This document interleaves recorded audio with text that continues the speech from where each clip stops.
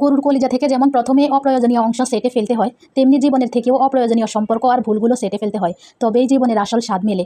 কলিজাকে যেমন মশলার সাথে কষিয়ে সুস্বাদু করা হয়, তেমনি আমাদের অভিজ্ঞতা আর পরিশ্রম দিয়ে নিজেকে কষিয়ে আরও উন্নত করে তুলতে হয়।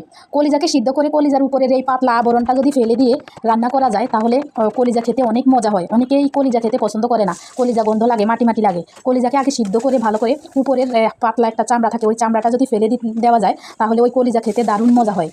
কলিজার আসল রূপ যেমন রান্নার পর বেরিয়ে আসে, তেমনি মানুষের ভেতরের আসল গুণগুলো বিপদে বা কঠিন সময়ে প্রকাশিত হয়। কলিজা রান্নার প্রতিটি ধাপ যেমন ধৈর্য আর মনোযোগের দাবি রাখে, তেমনি জীবনে সফলতা পেতেও প্রতিটি কাজকে ধৈর্য এবং একাগ্রতার সাথে করতে হয়। কলিজা নরম হলেও তার মধ্যে থাকে পুষ্টি আর শক্তি। ঠিক তেমনি নরম মনের মানুষের মধ্যে থাকতে পারে অদম্য মনোবল আর অসীম সাহস।